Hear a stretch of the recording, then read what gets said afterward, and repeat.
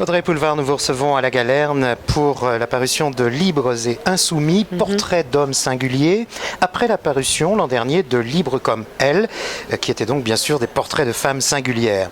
Ce premier livre dans lequel vous écriviez d'ailleurs, et l'on pourrait prendre l'exemple de Barbara, mais d'autres femmes aussi, je cite, « Une femme libre, c'est bien souvent une femme seule ».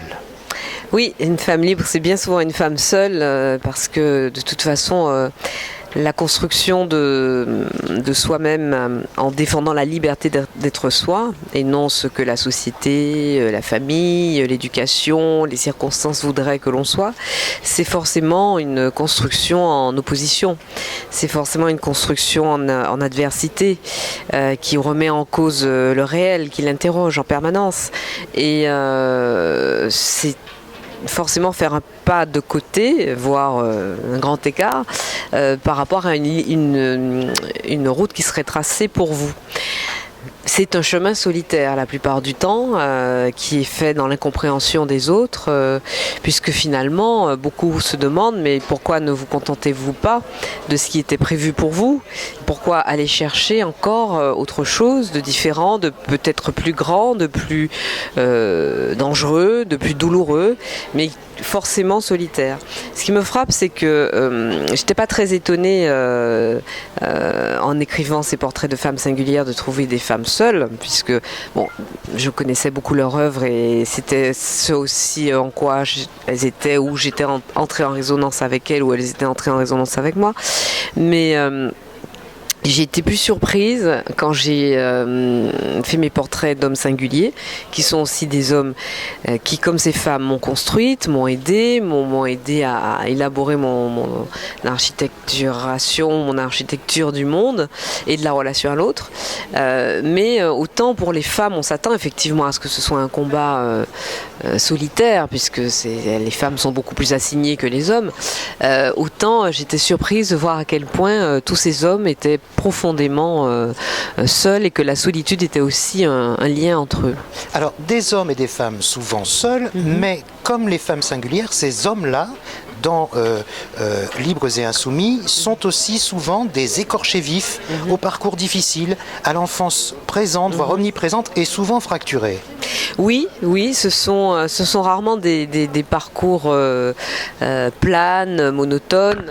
À la fois leur parcours de vie tel qu'ils en héritent au sortir de l'enfance, comme le parcours qu'ils construisent ensuite au moment de l'adolescence et de la vie adulte, sont souvent des parcours heurtés, de révolte, encore une fois, de construction de la liberté d'être soi, et d'aboutissement à cette liberté d'être soi qui est forcément en opposition avec l'ordre établi. Donc ce sont forcément des êtres insoumis. C'est le titre du livre. Pourquoi j'ai appelé ce livre Libre et Insoumis? C'est parce que ce sont des hommes qui à la fois étaient dans cette construction de leur liberté, et donc finalement, en tout cas à la fin de leur vie, de leur œuvre, des hommes libres, mais insoumis parce qu'ils étaient à la fois dans leur époque. C'est par exemple ce que dit Camus de René Char. C'était à la fois dans leur époque et dans l'interrogation systématique de cette époque, et surtout dans la construction de l'époque suivante. C'est-à-dire qu'ils ne se contentaient pas de remettre en cause l'ordre établi, ils essayaient, ils se sont dédiés à la construction de l'ordre ou du désordre suivant, ou en tout cas de la société qui suivrait, en espérant qu'elle serait meilleure que celle dans laquelle ils vivaient. Et c'est en cela qu'ils étaient vraiment insoumis. Est-ce en cela que vous écrivez qu'en correspondance avec les femmes de Libres comme elle, les hommes réunis dans ce livre sont bien plus politiques que beaucoup de dirigeants? Ah oui, mais bien sûr, parce que je pense, comme le mot de Shelley, que les poètes sont les véritables législateurs du monde. La phrase exacte, c'est les poètes sont les législateurs secrets du monde, qu'ils sont beaucoup plus politiques, parce que comme ils sont à la recherche de la beauté permanente et absolue dans chaque instant de vie et dans chaque acte de leur propre existence, ils sont dans l'interrogation permanente de ce qui les environne. Une interrogation critique, une interrogation avec de la distance. Et donc, ils n'acceptent pas, enfin ils ne se contentent pas de ce qui leur est donné à vivre. Ils n'acceptent pas le monde tel qu'il est et ils essaient de le changer, mais ils essaient de le changer de façon totalement altruiste et sans la perspective d'un mandat renouvelé. Donc en cela, je crois qu'ils sont beaucoup plus politiques que des hommes et des femmes politiques qui ont une gestion à mon sens beaucoup plus court-termiste et essentiellement dévolue à leur propre réélection plutôt qu'au bien-être commun. Certains se sont brûlés les ailes quand même dans les Bien portraits sûr. Dans les portraits que oui, bien sûr, vous pensez à Basquiat par exemple et à d'autres évidemment, mais parce que c'est toujours très difficile de faire ce chemin-là. Alors Basquiat, il avait en plus la douleur du génie, les douleurs intrinsèques du génie avec lesquelles il a fallu dont il a fallu qu'il s'accommode.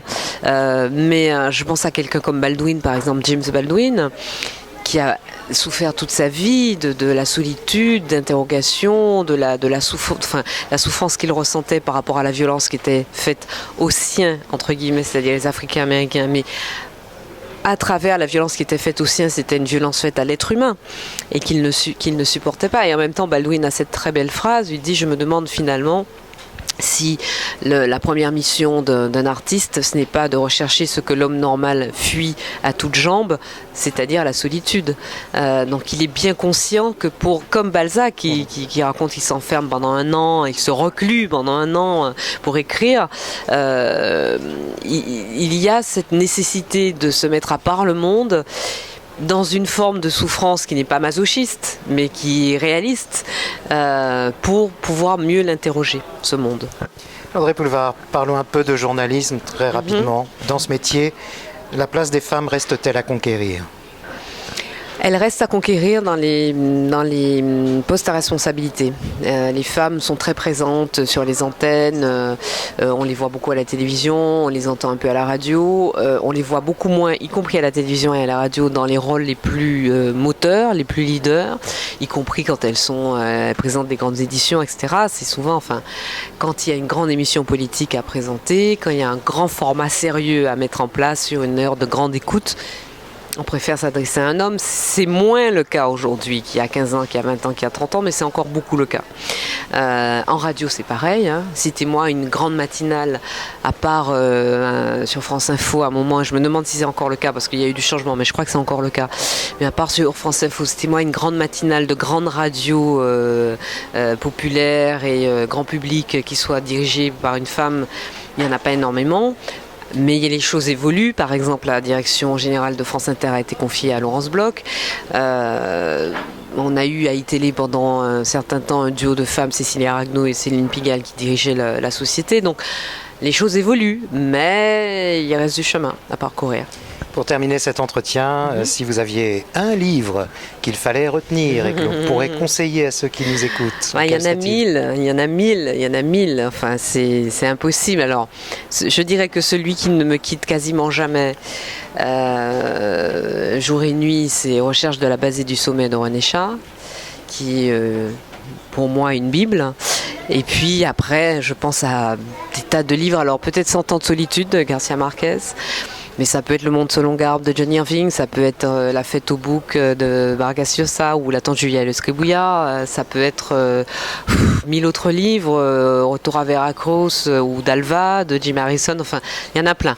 Je dirais, choisissant de la poésie et un grand roman, une grande fresque, Recherche de la base au sommet de René Char et 100 ans de solitude de Gabriel Garcia Marquez. Merci beaucoup. Merci à vous.